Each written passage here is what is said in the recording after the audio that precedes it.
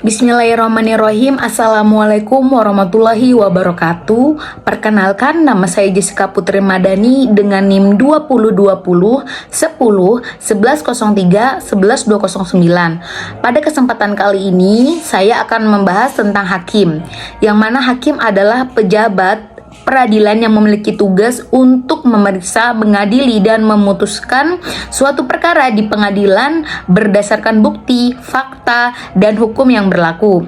Nah, sebagai penegak hukum, hakim bertanggung jawab untuk menjaga integritas peradilan, menjunjung tinggi prinsip keadilan, dan memastikan bahwa setiap individu di hadapan hukum diperlakukan sama tanpa diskriminasi.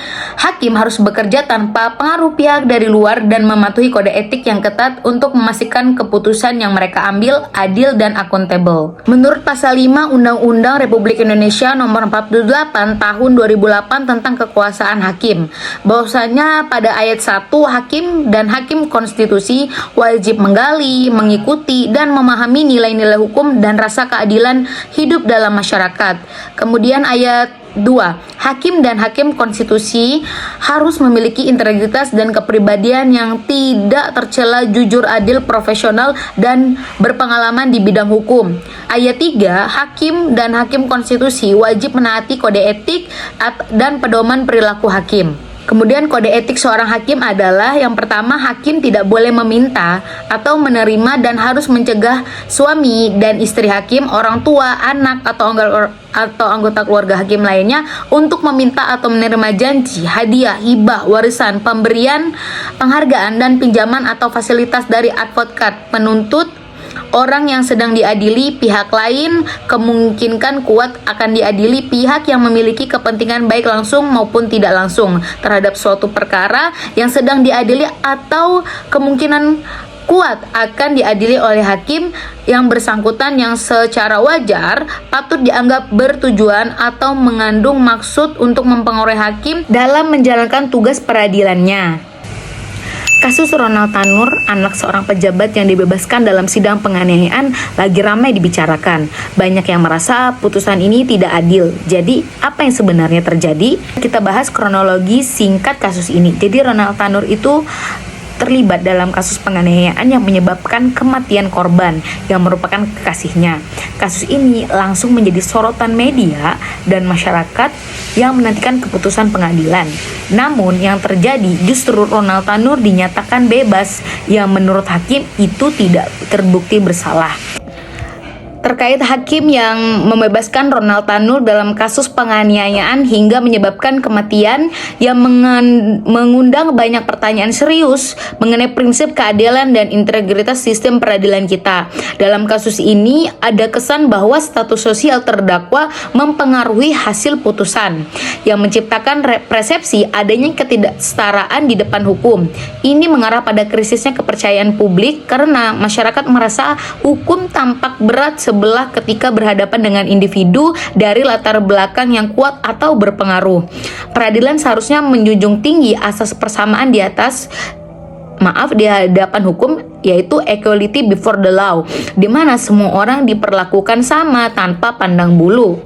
Hal ini memicu kebutuhan mendesak untuk reformasi sistematik dalam peradilan, termasuk pengawasan yang lebih ketat terhadap putusan yang berpotensi bias. Transparansi dalam proses pengadilan, terutama pada kasus yang menarik perhatian publik, harus ditingkatkan agar dapat dipertanggungjawabkan.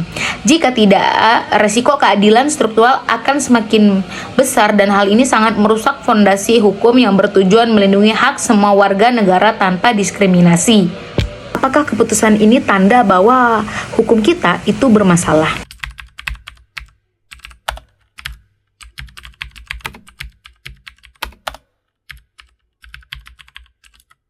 Bismillahirrahmanirrahim. Assalamualaikum warahmatullahi wabarakatuh. Kasus Ronald Tanur yang akhir-akhir ini menjadi atensi publik, ya. Saya sebagai warga Indonesia, sebagai rakyat yang mungkin bisa dibilang awam terhadap hukum, dan melihat kasus ini hanya yang berseliweran di sosial media, menganggap bahwa ya inilah realita hukum di Indonesia.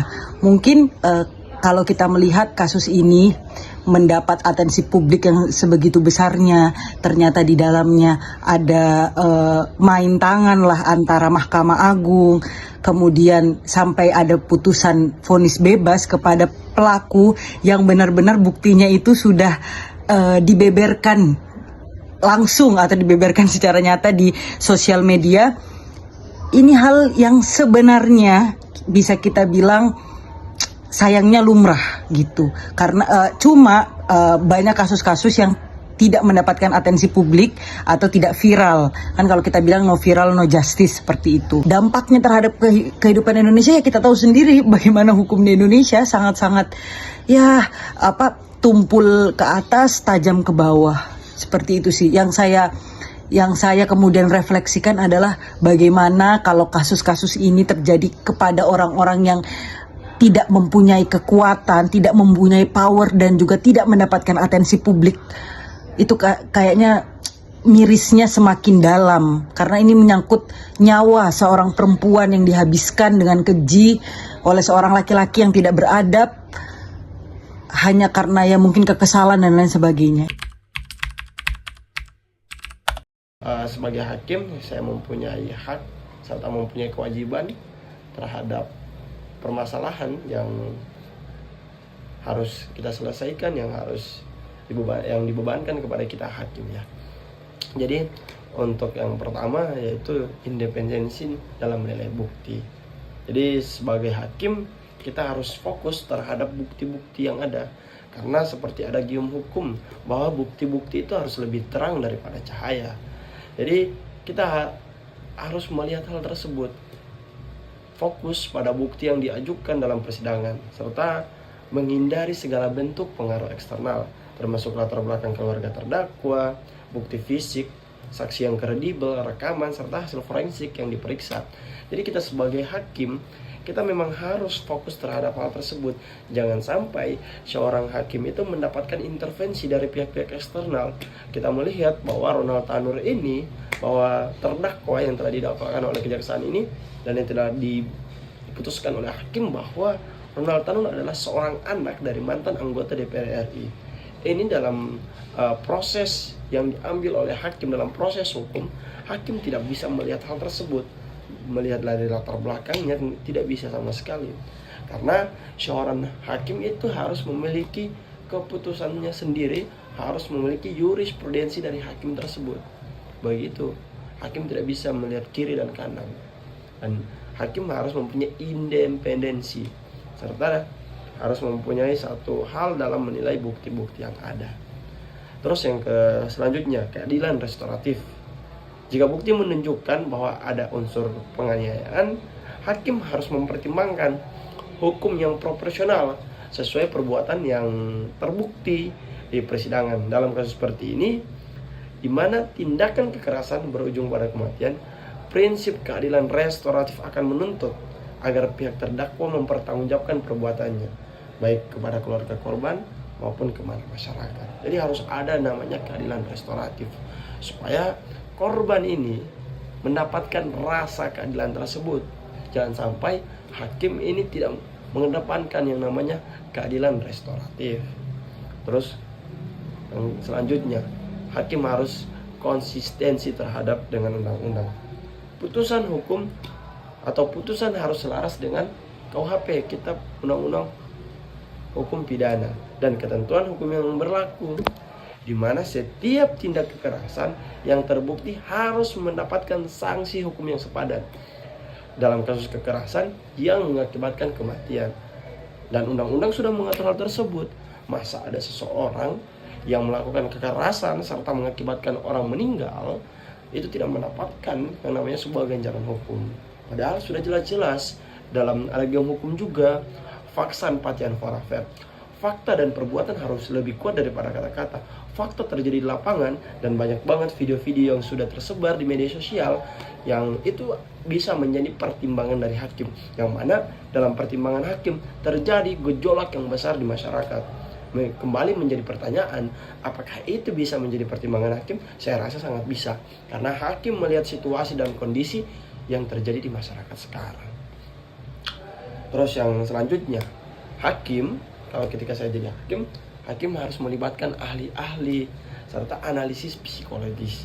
Bagaimana hakim bisa menilai dari ahli tersebut, bahwa contohnya dalam dokter spesialis itu hakim bisa melihat apakah ketika seseorang dilindas oleh ban mobil ini ya, apakah seseorang ketika dilindas oleh ban mobil di badannya itu tidak mendapatkan rasa sakit atau ada badan yang tidak cedera. Saya rasa sebagai dokter atau sebagai ahli pasti akan menjelaskan bahwa seseorang ketika dianiaya seperti itu akan mengakibatkan, ya bisa jadi meninggal dunia seperti yang korban alami sekarang. Jadi harus ada hal tersebut yang dilihat oleh hakim. Terus selanjutnya transparansi dalam putusan. Nah, ini yang menjadi pokok penting kita ketika menjadi mahasiswa fakultas hukum. Ketika kita akan menjadi saksi, kita harus transparan dalam hal yang namanya putusan, yaitu di mana kita sebagai mahasiswa fakultas hukum diajarkan, apalagi di UMM Universitas Muhammadiyah Malang, kita diajarkan bagaimana kita membedah unsur-unsur pasal, bagaimana kita melihat situasi dan kondisi korban ataupun tersangka dalam hal melakukan yang namanya sebuah pelanggaran, sebuah penyelewengan. Kita bisa melihat di situ. Di Fakultas Hukum kita diajarkan hal tersebut. Kita membedah unsur-unsur pasal, bagaimana unsur-unsur putusan, anatomi putusan, itu yang harus kita lihat. Dalam anatomi putusan kan kita sudah lihat ada kepala, ada putusan, ada amarnya seperti apa. Kita lihat di sini bahwa dalam amar putusan ini terlalu abstrak ya, terlalu ambigu kita lihat. Karena kita kembali lagi ke poin 1, hakim mendapatkan satu hal yang jatuhnya intervensi dari eksternal yang seharusnya hakim tidak bisa mendapatkan yang namanya intervensi tersebut. Di situ kita harus transparansi dalam putusan, yang mana publik harus mengetahui apa pertimbangan dari kita hakim, bagaimana pertimbangan kita hakim, metode hukum apa yang kita lakukan. Itu yang harus kita transparansikan kepada publik, karena masyarakat harus paham akan pertimbangan yang kita lakukan oleh hakim. Assalamualaikum warahmatullahi wabarakatuh. Perkenalkan, nama saya Diah Airuna Febriana. Pada kesempatan kali ini saya akan membahas suatu kasus yang melibatkan Ronald Tanur. Oke, jadi pada dasarnya kasus ini adalah kasus penganiayaan yang dilakukan oleh Ronald Tanur terhadap korban, atau dalam hal ini merupakan kekasihnya sendiri yang berinisial DSA. Nah, tidak berhenti sampai di situ, korban pun kemudian diketahui meninggal dunia saat dilarikan ke rumah sakit. Tentunya hal itulah yang semakin memancing perhatian dari publik. Nah, karena seperti yang kita tahu, kondisi sekarang yakni menunggu viral dulu baru perkara tersebut akan diproses. Nah, ternyata terbukti nih ketika kasus ini viral di beberapa media sosial, bahkan kan sempat terkuak juga ternyata kalau Ronald Tanur ini adalah anak dari salah seorang anggota dewan seperti itu. Akhirnya kasus ini pun kemudian dilimpahkan ke Pengadilan Negeri Surabaya. Nah, setelah melalui proses persidangan yang cukup panjang, hal yang mengejutkan adalah ternyata Pengadilan Negeri Surabaya menjatuhkan vonis bebas terhadap Ronald Tanur. Sontak hal tersebut pun kemudian memancing kemarahan dari publik. Nah, adapun dari kasus tersebut pun saya kemudian menemukan sesuatu yang janggal, di mana selama proses persidangan berlangsung sampai dengan dijatuhkannya vonis, majelis hakim ternyata telah mengabaikan fakta-fakta yang terjadi dalam persidangan. Kita ambil contoh, dalam bukti yang disampaikan dari persidangan terungkap bahwa Ronald ini menganiaya korban dengan cara melindasnya dengan mobil. Nah, hal ini sendiri terungkap melalui rekaman CCTV serta keterangan saksi yang pada saat itu berada di TKP. Nah, namun dengan adanya bukti-bukti tersebut, majelis hakim malah berpendapat jika penyebab utama kematian korban adalah karena pengaruh alkohol.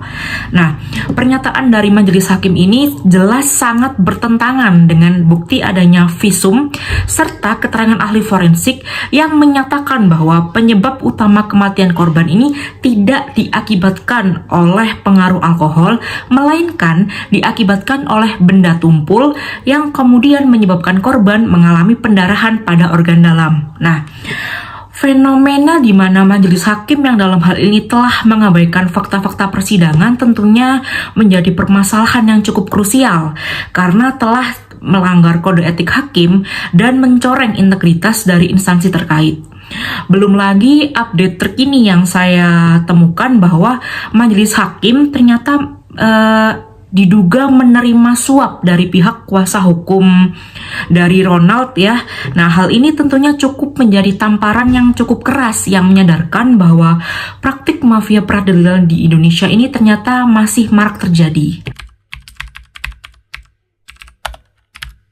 Jadi kasus yang seperti terjadi pada Ronald Tanur ini memang sangat memicu banyak pertanyaan mengenai keadilan dalam sistem hukum. Maka dari itu agar hukum lebih adil dalam kasus Ronald Tanur ini, menurut saya ada beberapa langkah yang bisa diambil, yaitu tentang pendidikan hukum, yang dimana di sini kita meningkatkan pemahaman masyarakat tentang hak-hak mereka dan proses hukum melalui pendidikan dan sosialisasi yang bisa membantu masyarakat agar lebih kritis dan lebih terlibat. Dan yang kedua juga kita bisa melibatkan masyarakat. Dengan begitu kita bisa mengajak masyarakat untuk lebih terlibat dalam proses hukum, termasuk dalam sidang-sidang terbuka agar ada pengawasan yang lebih luas. Dan kita juga bisa melalui keadilan restoratif yang dimana mengimplementasikan pendekatan keadilan restoratif yang lebih mengedepankan pemulihan dan penyelesaian masalah daripada hanya menghukum, yang hanya bisa memberi dampak lebih positif pada semua pihak. Menurut saya seperti itu. Terima kasih. Assalamualaikum warahmatullahi wabarakatuh. Saya akan menanggapi terkait kasus Ronald Tanur, yaitu skandal penyuapan para hakim dalam putusan perkara Ronald Tanur, yaitu perkara pembunuhan yang dilakukan oleh Ronald Tanur terhadap kekasihnya. Jadi menurut saya bagi sistem keadilan di Indonesia, peradilan di Indonesia ini sangat-sangat miris atau mengecewakan karena dalam suatu putusan atau suatu peradilan ini mengecewakan bagi para rakyat, tidak hanya si korban maupun orang lain, karena tidak percayaannya masyarakat terhadap peradilan di Indonesia. Kemudian ketidakpercayaan ini menimbulkan juga ketidakkeamanan atau tidak aman bagi para masyarakat Indonesia yang nantinya itu entah menjadi korban atau menjadi suatu terdakwa. Itu lebih menguntungkan bagi pihak yang mempunyai kuasa dan mempunyai materi yang bisa memenangkan putusan, dan jatuhnya itu adalah menjadi tidak adil bagi kedua belah pihak, yang satunya ringan dan satunya membebankan. Hal ini perlu ditinjau ulang dari mulai sistem peradilan Indonesia, kemudian sistem penyelidikan dan lain sebagainya. Harapan saya ya perlu adanya evaluasi dari sistem peradilan Indonesia.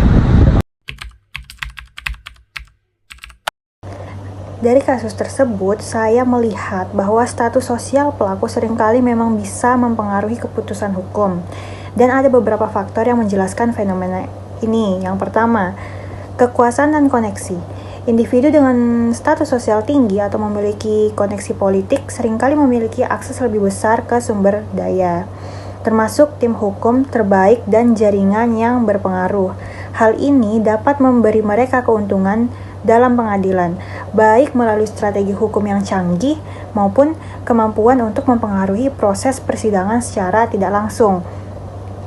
Dalam kasus tertentu, koneksi dengan aparat atau pejabat bisa membuka peluang intervensi yang tidak terdeteksi, seperti yang mungkin terjadi pada dugaan suap dalam kasus Ronald Tanur. Lalu yang kedua, persepsi hakim dan sistem peradilan. Ada penelitian yang menunjukkan bahwa hakim dan pihak pengadilan mungkin tidak sepenuhnya bebas dari bias, baik disadari maupun tidak. Terhadap terdakwa dengan status sosial tinggi, terkadang ada kecenderungan untuk lebih meragukan tuduhan atau merendahkan keseriusan kasus jika terdakwa adalah tokoh berpengaruh atau memiliki reputasi baik dalam masyarakat. Hal ini dapat menyebabkan keputusan yang lebih lunak dibandingkan dengan terdakwa dari kalangan ekonomi menengah ke bawah yang cenderung mengalami diskriminasi. Lalu yang ketiga, tekanan publik dan respons institusional. Nah, dalam kasus yang menarik perhatian publik, reaksi masyarakat bisa menjadi katalis untuk tindakan hukum yang lebih tegas. Namun, ini juga menyoroti bahwa peradaan perlakuan hukum seringkali baru muncul ke permukaan saat ada dorongan besar dari publik. Dan ini menunjukkan kelemahan sistem peradilan dalam memberikan keadilan tanpa memperhatikan status sosial terdakwa. Dan reformasi diperlukan agar proses hukum lebih adil dan transparan bagi semua pihak tanpa memandang bulu.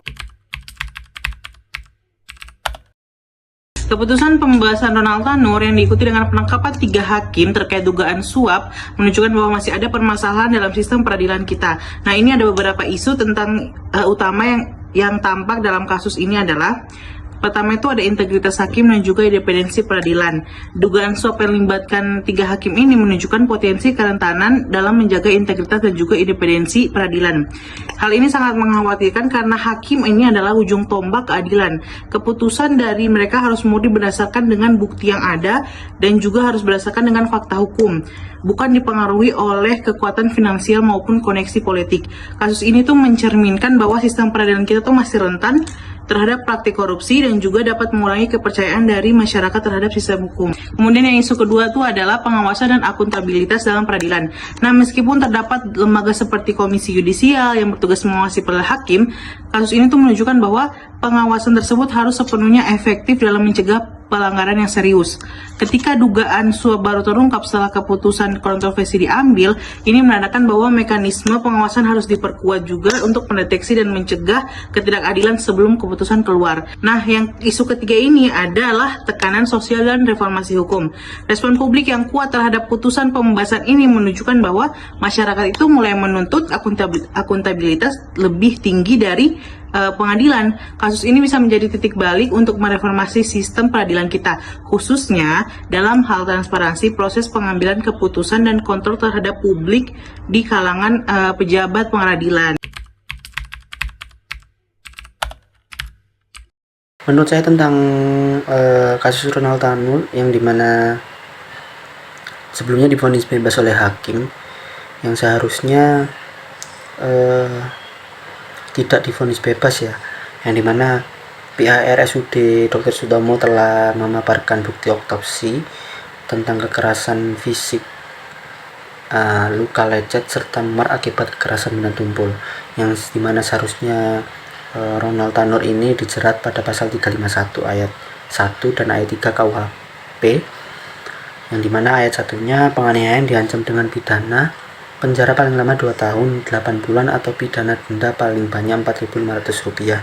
Yang ayat 3-nya jika mengakibatkan kematian diancam dengan pidana penjara paling lama 7 tahun. Nah, hal ini sudah jelas bahwa pihak RSUD memaparkan otopsinya bahwa itu terjadi kekerasan tumpul, terjadi kekerasan dari benda tumpul. Nah, yang mengakibatkan korban meninggal dunia, seharusnya hakim ini memutuskan tidak divonis bebas, melainkan divonis penjara karena Ronald Tanur telah melakukan penganiayaan hingga mengalami kematian pada korban. Namun baru-baru ini terdapat berita tentang dugaan suap dari 3 hakim dan oleh satu pengacara dari pihak Ronald Tanur, yang dimana pihak pengacara Ronald Tanur ini menjanjikan uang 1 miliar kepada 3 hakim yang melakukan sidang terhadap Ronald Tanur, yang dimana keempat orang ini, yakni 1 pengacara dan 3 hakim ini, setelah melanggar kode etik, yang dimana kode etik advokat yang seharusnya jujur tanggung jawab untuk melaksanakan profesinya, dan tiga hakim ini juga melanggar kode etik yang dimana harusnya adil, jujur, harusnya bersifat profesional dan bertanggung jawab.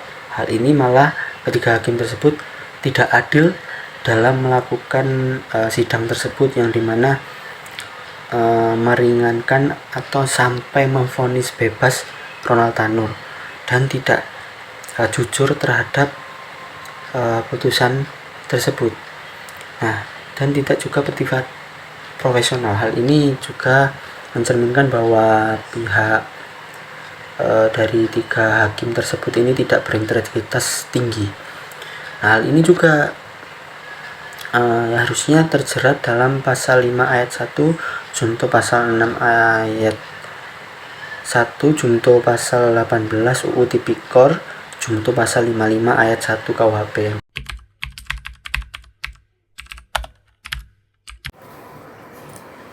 Menurut saya, tekanan publik terhadap kasus-kasus yang melibatkan figur terkenal memiliki sisi positif dan negatif yang kompleks.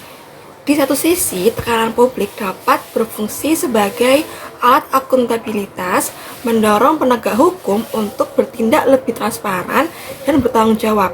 Dalam kasus yang kontroversial atau berpotensi ditutupi seperti yang melibatkan figur terkenal, perhatian publik sering menjadi pendorong utama untuk memproses kasus secara serius, misalnya melalui pengawasan tambahan dari lembaga pengawas hukum atau bahkan campur tangan dari pemerintah untuk memastikan keadilan berjalan.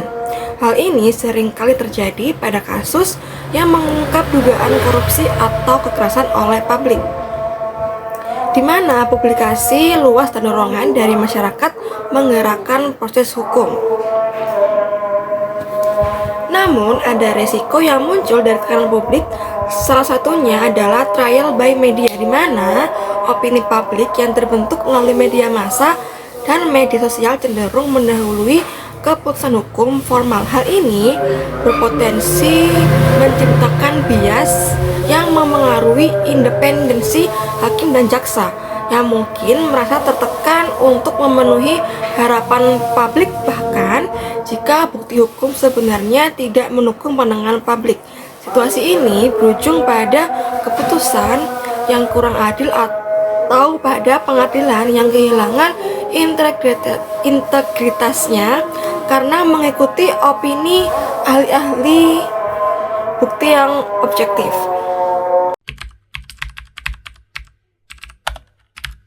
Nilai bahwa peran publik dalam kasus Ronald Tanur ini menjadi sangat penting, terutama dalam menjaga akuntabilitas dan transparansi dalam sistem peradilan. Ketika masyarakat secara aktif mengikuti perkembangan kasus yang viral di mana-mana di sosial media, atau dalam kata lain kasus yang kontroversial seperti ini yang mencakup dugaan penganiayaan sampai terjadi kematian pada korban penganiayaan seperti ini, kemudian juga adanya dugaan suap dalam proses pembebasan terdakwa, dan juga ada tekanan moral yang kuat pada pihak berwenang untuk menindaklanjuti sesuai dengan hukum.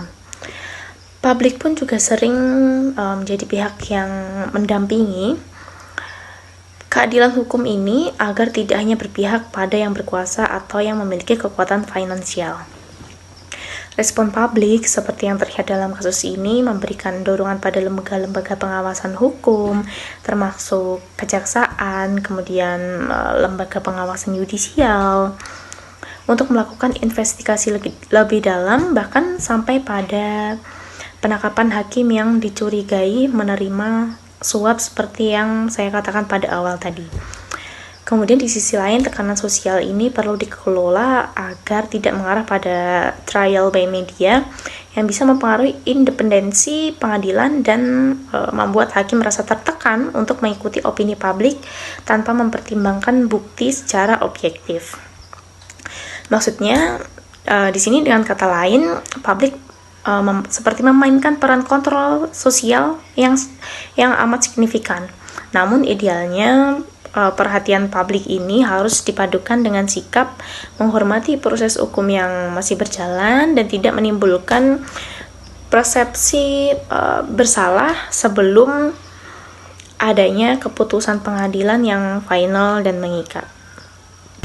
Bagaimana menurut kalian, apakah sistem hukum kita adil? Apa yang bisa kita lakukan agar peradilan lebih transparan dan akuntabel? Kasus ini menunjukkan bahwa masyarakat membutuhkan sistem hukum yang transparan dan adil, bukan hanya dalam kasus Ronald Tanur, tetapi untuk setiap warga negara. Mari terus kawal kasus ini dan dorong adanya reformasi agar keadilan tidak hanya terjadi mimpi. Terima kasih sudah menonton video ini. Wassalamualaikum warahmatullahi wabarakatuh.